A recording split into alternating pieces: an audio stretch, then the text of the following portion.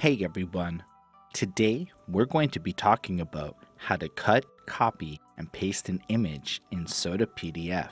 Before we begin, don't forget to tell us in the comments what topics you'd like to see us cover in the future. First, head on into edit mode. This will let you interact with the different elements that make up your PDF. When you select an image, you'll be able to identify it by the red border that surrounds it.